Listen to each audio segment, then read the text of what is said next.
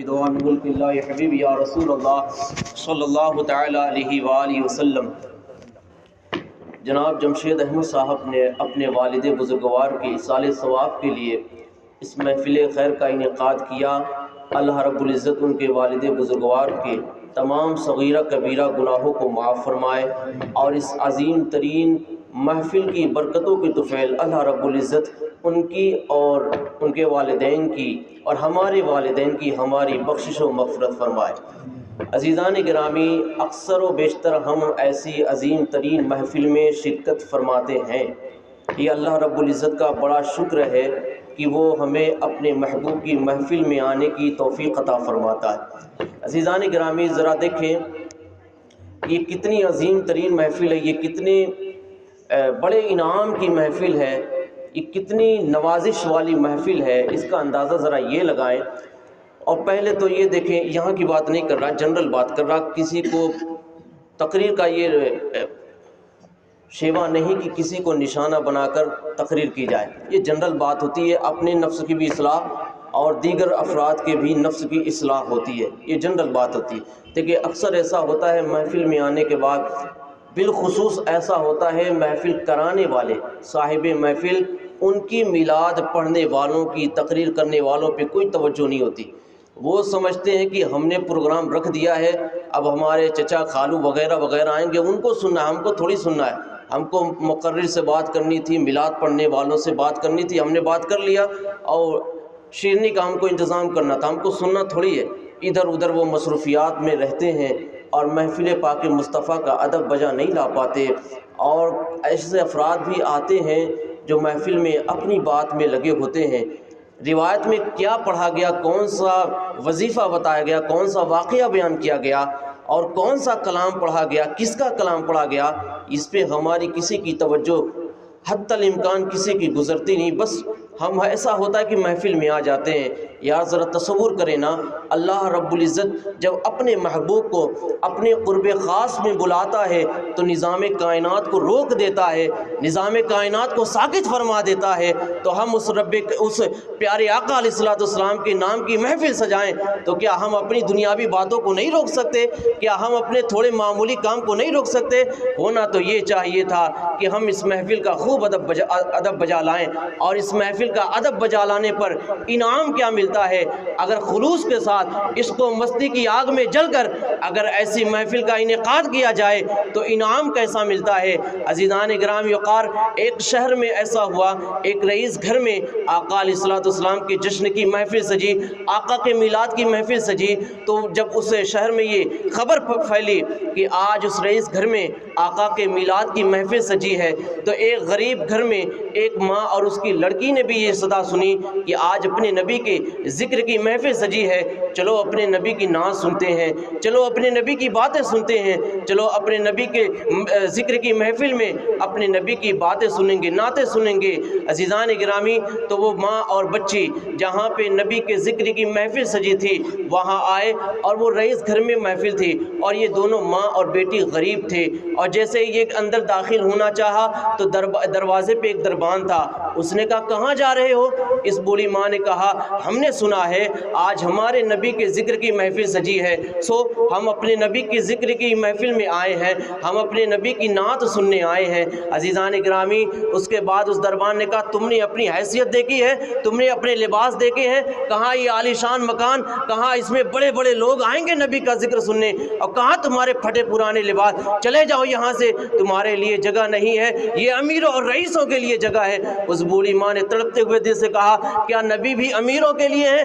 کیا نبی بھی غریبوں کے لیے ہے؟ بلکہ نبی تو ایسے ہیں، وما ارسلناک الا رحمۃ للعالمین، وہ تو غریبوں کے لیے بھی نبی ہے، وہ تو امیروں کے لیے بھی نبی ہے، وہ تو فقیروں کے لیے بھی نبی ہے، وہ آقاؤں داتاؤں گداؤں کے لیے بھی نبی ہے، وہ تو سب کے لیے نبی بن کر آئے ہیں۔ عزیزان گرامی، لیکن اس دربان نے ان کی ایک نہ سنی اور اس بوڑھی ماں کو دھکا دے کر اس کو باہر کر دیا، گرا دیا۔ اس کے بعد جب وہ بوڑھی ماں گری، اس کی بیٹی اس کے پاس جاتی ہے، کہتی ہے ماں انہوں نے تو ہمیں اندر جانے نہ دیا، انہوں نے تو ہمیں نبی کے ذکر کی محفل میں جانے نہ دیا، لیکن ماں ہمارا گھر تو ابھی باقی ہے، چلو گھر چلتے ہیں اور ہم اپنے گھر کے ایک حصے کو صاف کرتے ہیں اور وہیں پہ اپنے گھر کے ایک حصے میں ہم اپنے نبی کی نعت پڑھیں گے۔ ماں میں نبی کی نعت پڑھوں گی اور تم نبی کی نعت سن کر جھوم کر سبحان اللہ کہتی رہنا۔ ماں چلو اپنے گھر میں ہم اپنے نبی کے ذکر کی محفل سجاتے ہیں۔ عشق اور خلوص کے ساتھ یہ ماں اور بیٹی اپنے گھر جاتے ہیں اور گھر کے ایک حصے کو صاف کرنے کے بعد انہوں نے نبی پاک علیہ السلام کے ذکر کی محفل سجائی۔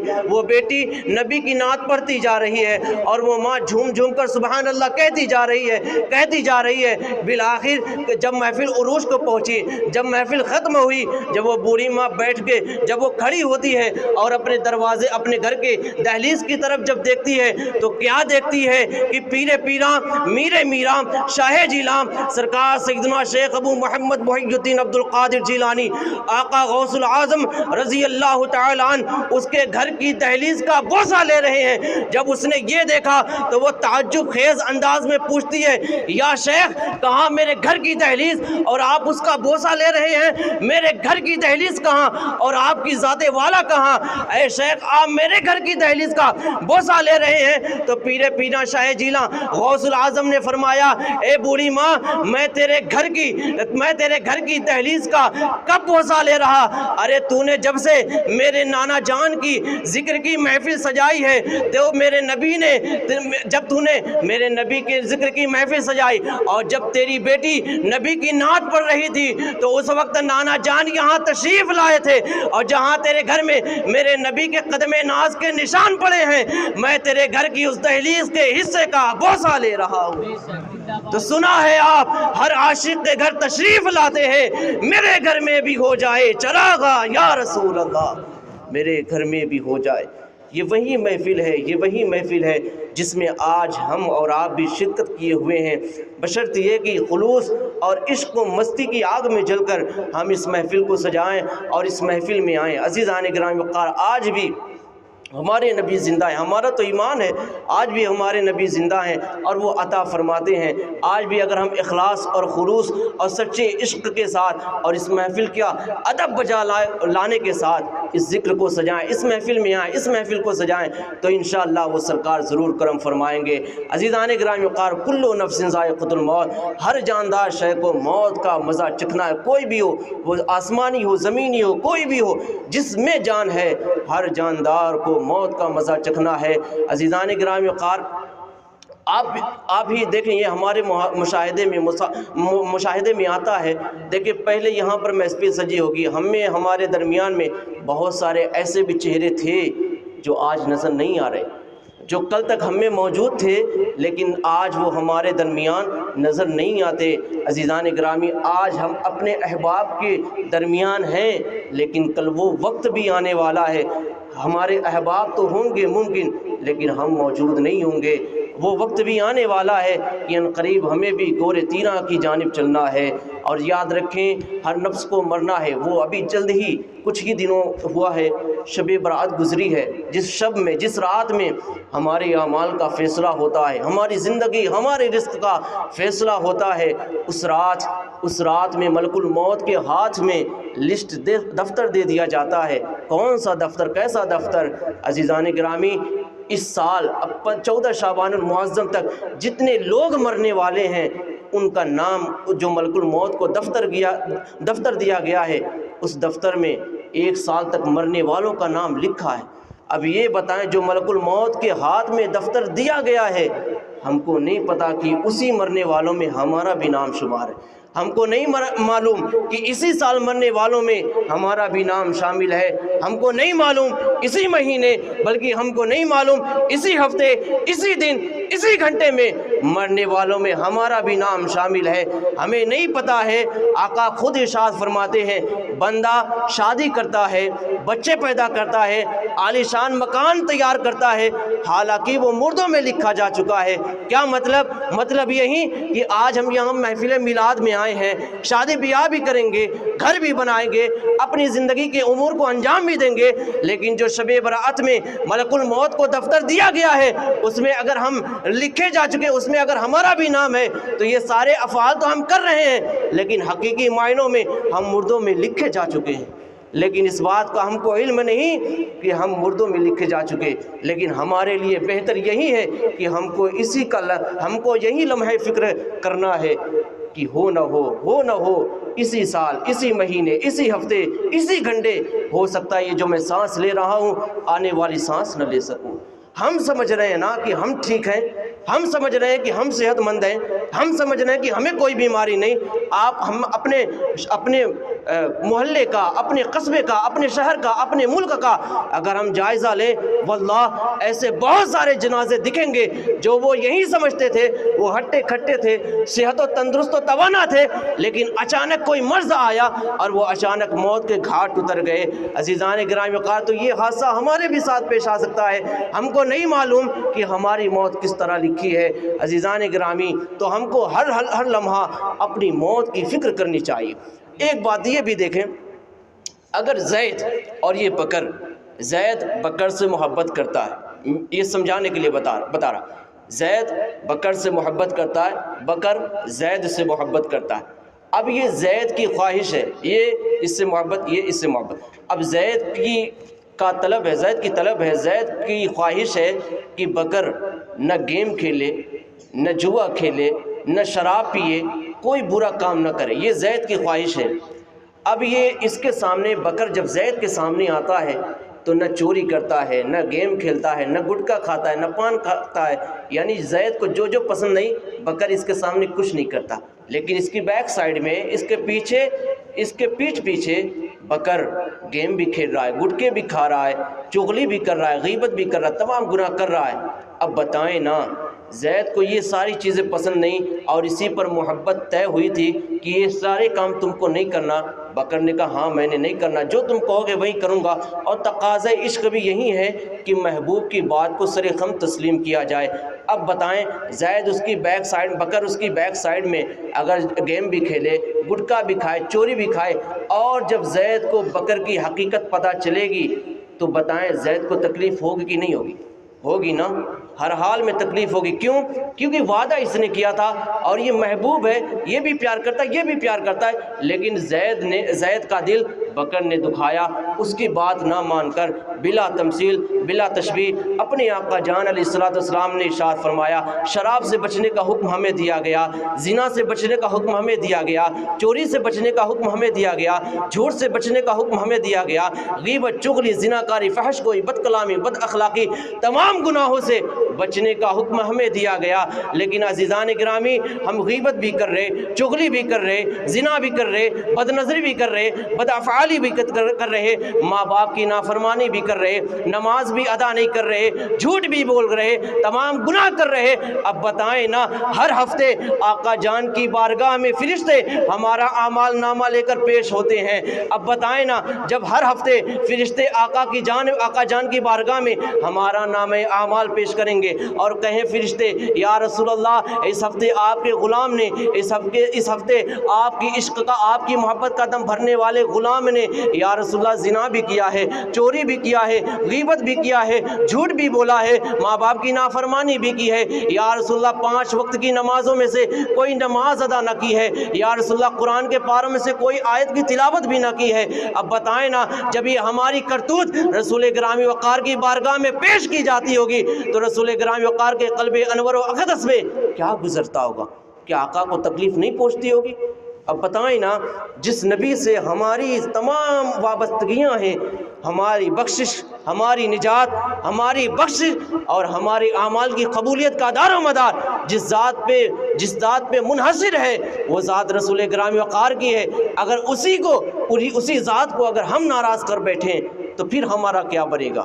روز قیامت جہاں کسی کو سجدہ کرنے کی اجازت نہیں، جہاں کسی کو بات کرنے کی اجازت نہیں، الا رسول اللہ، سوائے اپنے نبی کے، روز قیامت بھی اگر کوئی سجدہ کرے گا تو وہ ذات رسول گرامی وقار کی ہے، اگر کوئی سب سے پہلے سفارش کرے گا تو وہ ذات رسول گرامی وقار کی ہے۔ سارے نبی تو اذهبوا الی غیری کی صدائیں لگائیں گے، اگر لبیک یا امتی کی صدا کوئی لگائے گا تو وہ اپنے نبی کی شان ہے۔ اب بتائیں نا، اگر اپنے نبی کو ہی ناراض کر بیٹھیں تو پھر کون ہمارا سہارا ہے؟ پھر کون ہمیں بچائے گا؟ پھر غضب قہار و جبار سے کون بچائے گا؟ اللہ رب العزت کے قہر سے، اس کی جباریت سے کون بچائے گا؟ ذرا تصور کریں عزیزان گرامی، ہر حال میں مولانا دیکھیں، اگر ہم چاہتے ہیں کہ زنا سے بچیں، چوری سے بچیں، جھوٹ سے بچیں، غیبت سے بچیں، چغلی سے بچیں، تمام گناہ سے بچیں، تو ایک علاج، اور یہ بہت مضبوط علاج ہے، اور وہ علاج یہ ہے کہ ہم اور آپ اپنی موت کو یاد کرنے والے بن جائیں، بس اس کے علاوہ کچھ نہیں۔ اگر ہمارے اندر اگر جھوٹ بولنے کا جی چاہے اور اچانک یہ ذہن میں آ جائے یار مرنا ہے، رب تعالیٰ کے حضور جانا ہے، رب تعالیٰ کے حضور جواب دینا ہے، تو بندہ جھوٹ نہ بولے گا۔ اگر چوری کی طرف قدم بڑھے، اچانک یہ خیال آیا یار مجھے ایک دن مرنا ہے، رب تعالیٰ کے حضور حاضر ہونا ہے، تمام اہل محشر کے سامنے جواب دینا ہے، تو بندہ ہرگز چوری نہ کرے گا۔ غرض کی کسی بھی گناہ کی طرف اگر بندہ بڑھے گا، اگر وہ اپنے دل میں یہ خیال پیدا کر لے کہ مجھے مرنا ہے، مجھے مرنا ہے، مجھے مرنا ہے، تو تمام گناہ کی گردنیں کٹ جائیں گی اور وہ انشاءاللہ تمام گناہوں سے بچ جائے گا، اللہ رب العزت کا محبوب بندہ بن جائے گا۔ بس ہم کو اپنی موت کو یاد کرنا ہے۔ لیکن بڑا عجیب و غریب معاملہ ہمارے ساتھ درپیش ہوتا ہے، بہت ہی عجیب، بڑا ہی نازک ہمارا معاملہ ہے۔ ذرا تصور کریں، ایسے ہوتا ہے کہ ہم اپنی موت، دل اتنا سیاہ ہو گیا گناہوں کی وجہ سے کہ ہم اپنی موت کو یاد نہیں کر پاتے۔ لیکن ایسا ہوا ہے کاش کہ جب ہم کسی اپنے احباب کی موت کی خبر سنیں، کاش ایسا ہوتا اس وقت ہی صحیح اپنی موت کو یاد کر لیتے، لیکن ایسا بھی نہیں ہوتا۔ گناہوں کا زنگ ایسا پڑ گیا کہ موت کیا ہے ہمیں کوئی اثر ہی نہیں پڑتا۔ ایک ڈاکٹر اگر ابھی یہ بتا دے کہ 24 گھنٹے آپ کی ٹائم ہے بھائی، جتنا جو کرنا ہے کر لو، پھر 24 گھنٹے کے بعد مر جانا ہے، حالانکہ اس کے کہنے کا اعتبار نہیں، وہ اپنے اعتبار سے کہہ رہا ہے، لیکن زندگی اور موت تو قدرت الہی ہے، اللہ رب العزت کے دست قدرت میں ہے، یہ کسی کے بس کی بات نہیں۔ اس نے تو اپنا اندازہ بتایا، لیکن اس نے محض اندازہ بتایا کہ 24 گھنٹے میں مر جائے گا۔ اب اس بندے کی سانس نہ آ رہی ہے نہ جا رہی ہے، اسی ٹینشن میں پریشان ہے، اسی 24 گھنٹے میں سوکھتا جا رہا ہے۔ لیکن عزیزان گرامی، ہماری زندگی کا حال تو یہ ہے، کیا بھروسہ ہے زندگانی کا، آدمی بلبلا ہے پانی کا، اس کے باوجود بھی ہم اپنی موت کے حوالے سے کوئی بھی فکر مند نہیں۔ ڈاکٹر کہہ دے تو ٹھیک ہے، لیکن شریعت کہے کہ اگر یہ گناہ کرنے پر یہ وبال ہے، یہ تباہی ہے، یہ عذاب ہے، کوئی اثر نہیں پڑتا۔ کیوں؟ بس ہمارا دل گناہوں کی وجہ سے کالا پڑ گیا۔ دیکھیں ایسا ہوتا ہے کہ ہم، یہ بھی جنرل بات، کسی کو نشانہ نہیں، ایسا ہوتا ہے کہ جب ہم جنازے میں شرکت ہوتے ہیں، کاش ایسا ہوتا کہ جب ہم جنازے میں شریک ہوں اس وقت تو اپنی موت کو یاد کر لیتے۔ اس وقت بھی ایسا ہوتا ہے، جنازہ آگے جا رہا ہوتا ہے، پیچھے اسلامی بھائی آپس میں باتیں کر رہے ہوتے ہیں، اکثر ایسے ہوتے ہیں آپس میں باتیں کر رہے ہوتے ہیں، بلکہ مسکراتے بھی جاتے ہوتے ہیں، حالانکہ وہ جنازہ ہم کو یہ پیغام دیتا ہے، اے میرے اسلامی بھائیوں، اے میرے اعز و اقربا، ہوش کے ناخن لے لو، ارے کل تک میں بھی تم میں اٹھتا بیٹھتا تھا، کل تک میں بھی تمہاری طرح کھاتا پیتا تھا، کل تک میں بھی تمہاری طرح اپنے وقت کو برباد کیا تھا، لیکن ملک الموت نے آج مجھ سے ملاقات کر لی، میری زندگی کا وقت پورا ہو گیا، آج میں ہمیشہ کی نیند سو گیا، میرے اعمال صالح کا سلسلہ ہمیشہ کے لیے موقوف ہو گیا میری ذات سے۔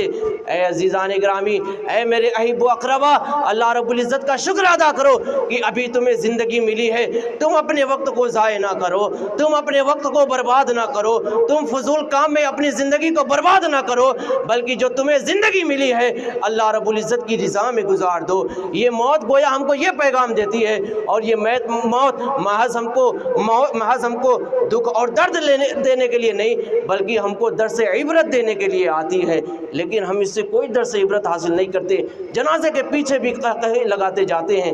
یہ تو ایک اصلاحی بات، فکر مندانی بات ہو گئی۔ اب ایک عقلی بات یہ دیکھیں، جو جنازے کے پیچھے ہنستے ہیں، اتنی پر بھی بس نہیں، جب جنازہ بھی ہو جاتا ہے، جنازہ جیسے ہو جاتا ہے، اب وہ جنازے کو جب گورے تیرا کی جانب لے جاتے ہیں آخرت کی منازل میں سے پہلی منزل یعنی قبر کی طرف جب لے جاتے ہیں تو چند احبا تو قبر جنازے کے ساتھ جاتے ہیں، اس کے بعد اکثر افراد گروپ بندی کر کے اکٹھا بیٹھ جاتے ہیں، 5 ادھر 6 ادھر 2 ادھر، الگ الگ افراد بیٹھ کر کوئی سیاسی بات کر رہا ہے، کوئی اپنے بیٹے کی تعریف کر رہا ہے، کوئی اپنے بزنس کے حوالے سے بات کر رہا ہے، دنیاوی باتیں کر رہے ہیں۔ حالانکہ ہونا تو یہ چاہیے ہم کہاں آئے ہیں یار، اس قبر کو دیکھ کر اپنی موت کا تو محاسبہ کریں، ذرا غور تو کریں، یہ جو قبر میں لوگ لیٹے ہیں اس میں سے کوئی ہمارا بھائی ہے، اس میں ہمارا کوئی رشتہ دار ہے، کل تک یہ ہمارے درمیان تھے لیکن آج ہمارے درمیان نہیں ہے، یار ہم بھی آج موجود ہیں لیکن ہم کل نہیں ہوں گے،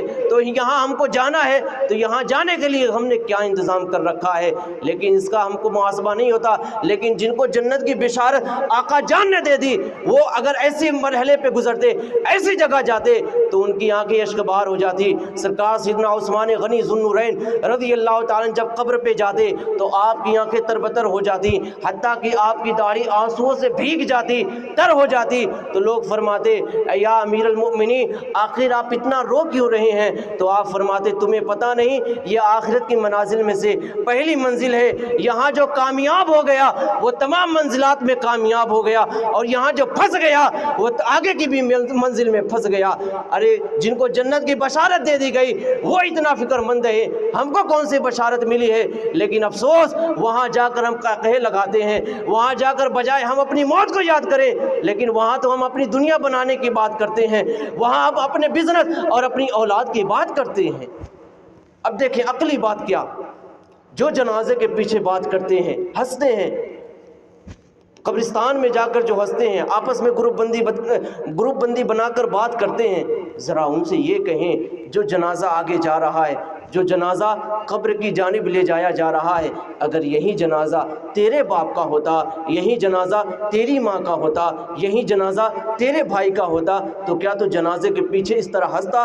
کیا تو جنازہ ہو جانے کے بعد الگ گروپ بندی بنا کر تو ہنستا؟ تو جواب دے گا ہرگز نہیں۔ اگر میرے باپ کا جنازہ ہوتا، اگر میری ماں کا جنازہ ہوتا، میرے کسی عزیز کا جنازہ ہوتا تو میری زبان پر ذکر الہی ہوتا، میری آنکھیں تر رہتی، اس کی جدائی میں میرا دل غمگین ہوتا۔ ارے جب تیرا احبا، تیرا اقربا، تیرا عزیز مرتا تو تجھے اس کا غم ہوتا، تیرا دل غمگین ہوتا، تیری آنکھیں اشکبار ہوتی، تیری زبان پہ ذکر الہی ہوتا۔ تو آج جس کا جنازہ آگے جا رہا ہے یار وہ بھی تو کسی کا بھائی ہے، وہ بھی تو کسی کی ماں ہے، وہ بھی تو کسی کا دوست ہے، وہ بھی تو کسی کا باپ ہے۔ ذرا غور تو کرے، ایک تو وہ مرنے والا، ایک تو وہ مرا، یہ ایک تو جس کا عزیز مرا، جس کا بھائی مرا، جس کا باپ مرا، اس کو اپنی عزیز کے مرنے کا غم، اگر وہ تجھے ہنستا ہوا جنازے کے پیچھے دیکھے گا تو کیا اس کے دل کو تکلیف نہ پہنچے گی؟ ایک تو اس کے باپ کے مرنے کا دکھ ہے، درد ہے، اگر وہ ہم کو ہنستا ہوا جنازے کے پیچھے دیکھے کیا اس کو ڈبل درد نہیں ہوگا؟ کیا وہ ہماری ذات سے اس کو تکلیف نہیں ہوگی کہ آگے میرے باپ کا، میری ماں کا جنازہ جا رہا لیکن میرا بھائی جنازے کے پیچھے ہنستا نظر آ رہا، میرا بھائی جنازہ ہو جانے کے بعد گروپ بندی بنا کر وہاں ہنس رہا ہے، قہقہے لگا رہا ہے۔ یار یہاں تو ہمیں اپنی موت کو یاد کرنے کی جگہ تھی۔ عزیزان گرامی، حاصل کلام اور گفتگو کا نچوڑ بس یہی ہے کہ ہم کو اپنی موت کو ہر لمحہ یاد کرنا ہے، اور اگر ایسی جگہ جائیں تو حتی الامکان اپنی موت کو یاد کرنا ہے۔ اور ایک اور دیکھیں اہم بات، قیمتی بات، کہ جب جنازے میں ہم جائیں، جنازہ ہو جائے، جب جنازے کو قبر میں اتارنے کو لے جائیں تو ہم کو ایسا چاہیے، کوشش کرنی چاہیے کہ جب جنازے کو قبر میں اتارا جائے تو ایسے وقت میں ہم کو وہاں موجود رہنا چاہیے۔ اس لیے نہیں نظارہ کریں، اس لیے نہیں ٹائم پاس کریں، نہیں، اس لیے ہم اپنی عبرت کے لیے وہاں کھڑے رہیں۔ کیوں؟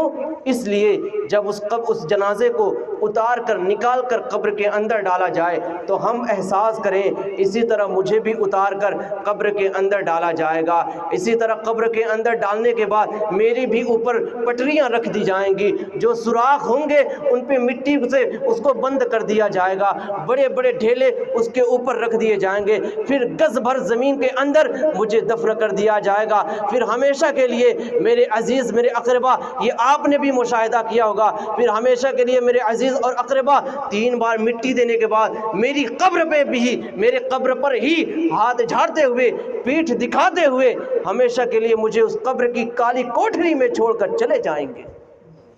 وہاں ہم اپنی موت کو یاد کریں. اس احساس کو اگر ہم وہاں یاد کریں گے انشاءاللہ، موت کی یاد اگر ہمارے دل میں بیٹھ گئی، واللہ واللہ واللہ تمام گناہوں سے بچ جائیں گے. اور انشاءاللہ جب گناہوں سے بچ جائیں گے تو اللہ رب العزت اپنا محبوب بندہ بنا لے گا. اور یہ بھی ایسا ہوتا ہے اگر کوئی اپنا عزیز مر جائے تو بڑے ہی شوق سے ماشاءاللہ 40 دن تک نماز کا اہتمام ہوتا ہے، 40 دن تک قبر پہ حاضری کا سلسلہ جاری ہوتا ہے، 40 دن تک قرآن کی تلاوت ہوتی ہے، 40 دن تک کھانے بخشوائے جاتے ہیں، غریبوں کو کھلائے جاتے ہیں. 40 دن کے بعد 41واں دن آوے تو سب ختم. نہ قبر پہ جانا، نہ نماز کے لیے آنا، نہ کھانا کا بخشوانا، نہ قرآن کی تلاوت کا کرنا. گویا بندہ یہ سمجھتا ہے 40 دن میں نے اپنے باپ کو جنت میں پہنچا دیا. جب میں نے اپنے باپ کو جنت میں پہنچا دیا، وہ تو میرا باپ ہے، وہ بھی مجھے جنت میں بلا لے گا. اتنا آسان نہیں. اور ایسا نہیں کہ جب باپ مرے، کوئی عزیز مرے تو 40 دن کے لیے ہی نماز فرض ہے. نہیں، ہر عاقل و بالغ پر جب تک اس کا ہوش اس کا سلامت ہے، اس کی عقل سلامت ہے، اس وقت تک اس پہ نماز فرض ہے. 40 دن کے بعد نماز معاف نہیں ہو جاتی. عزیزان گرامی وقار، تو ہونا یہ چاہیے کہ عزیز کے انتقال کے بعد صرف 40 دن نہیں بلکہ ہمیشہ سے اور ہمیشہ تک پوری زندگی ہم رب تعالیٰ کی عبادت کرنے والے بنیں. اور دیکھیں یہ بھی ایک بات کہ دنیا اکثر ایسا ہوتا ہے جو تجارت کرتے ہیں، بڑے بڑے بزنس کرتے ہیں، اعلیٰ کام کرتے ہیں. ایک میں مثال واقعے کے طور پر بتاؤں.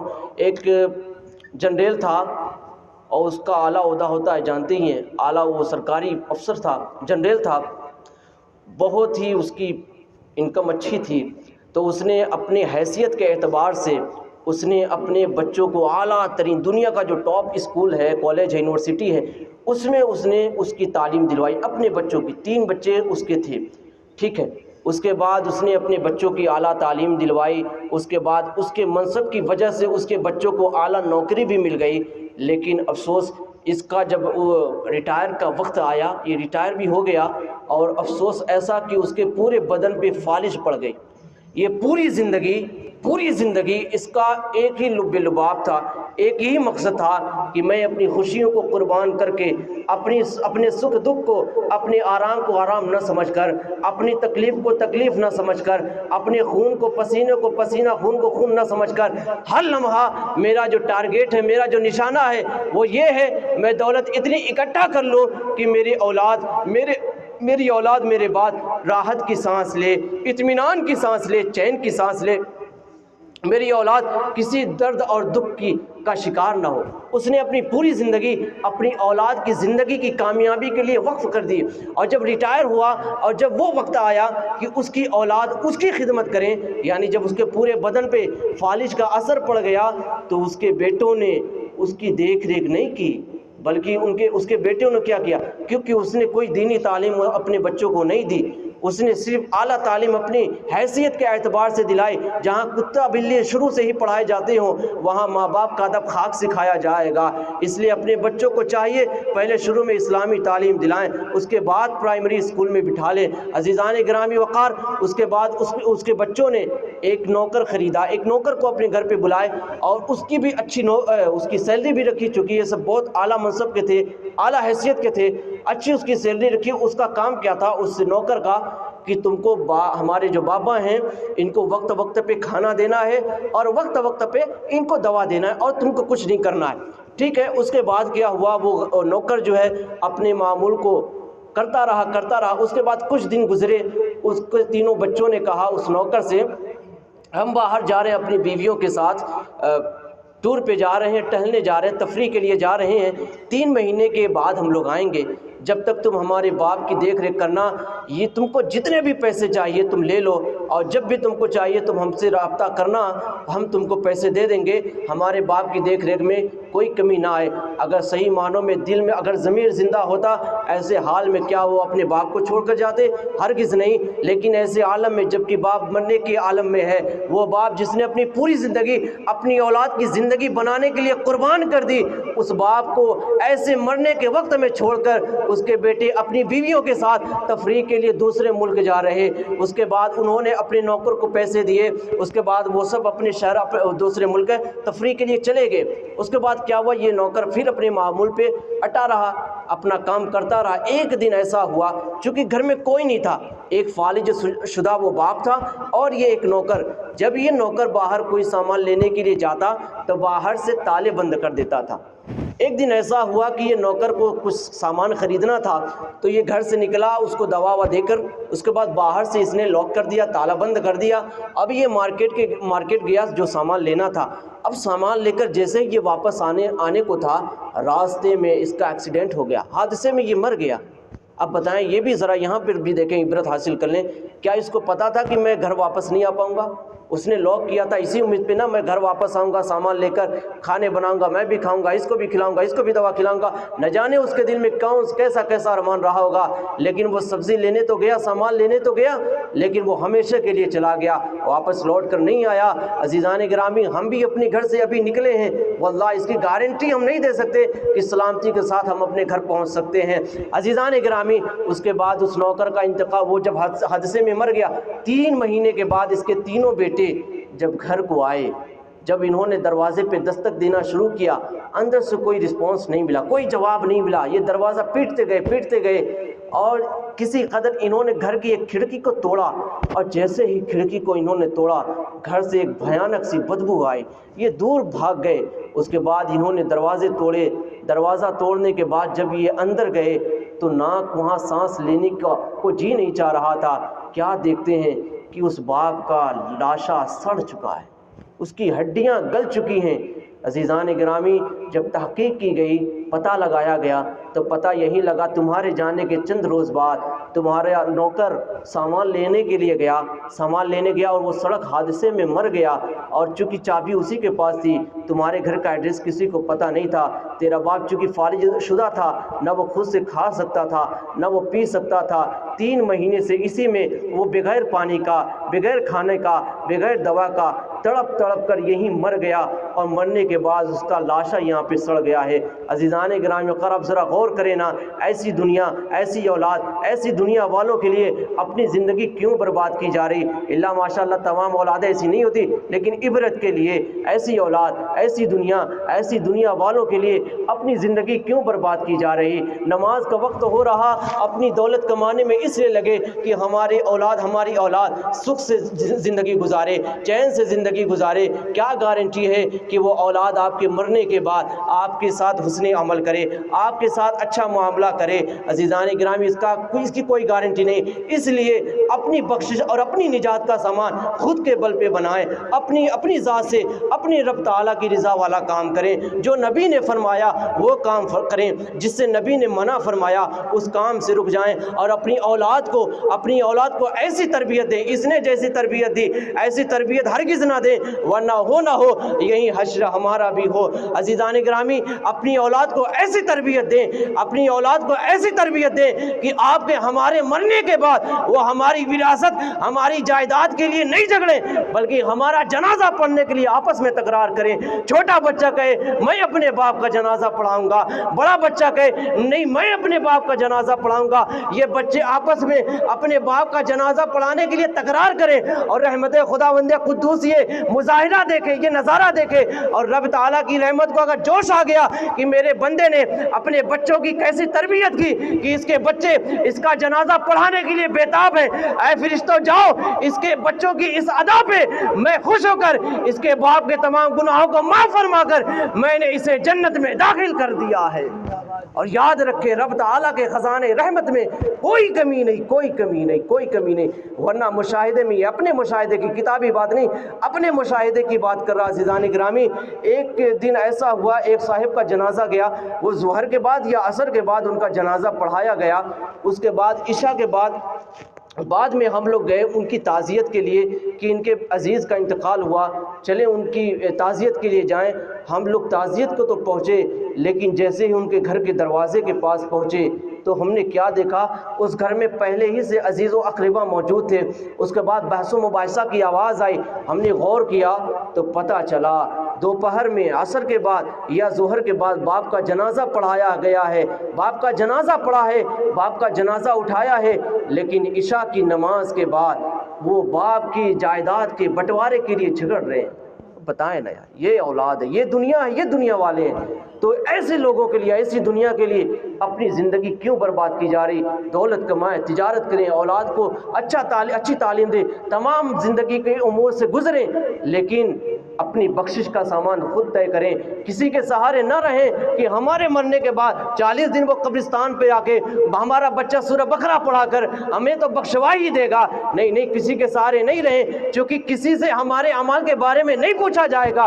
قیامت کے میدان میں ہمیں اپنے اعمال کا، زندگی کے ہر لمحات کا، ہر آن کا ہمیں ہی حساب دینا ہوگا، اس لیے ہمیں ہی اپنا اچھا محاسبہ کر کر اپنی زندگی میں اچھا اعمال کر کے جانا چاہیے۔ مرنے کے بعد ایسا نہ ہو کہ ہم قبر میں جا کر یہ دعا کریں، مولا ہمیں ایک بار زندگی اور دے دے، ہم دنیا میں جا کر محض تیری رضا والے کام کریں گے، مولا تیری نافرمانی والے کام کوئی نہ کریں گے۔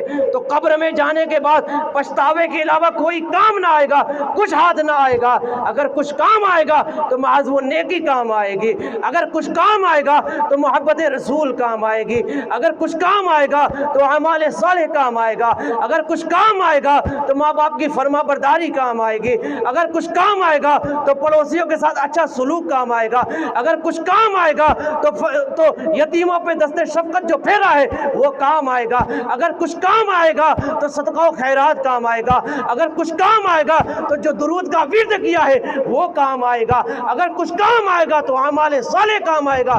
اور اس کی بنا پر اللہ رب العزت نے چاہا تو اپنے فضل سے ہمارے گناہوں کو معاف فرما کر وہ اپنی جنت میں، جنت الفردوس میں ہمارا ٹھکانہ عطا فرما دے گا انشاءاللہ۔ اور صدقے ایصال ثواب کے لیے محفل تھی، بات ختم ہو گئی۔ ایصال ثواب کے لیے محفل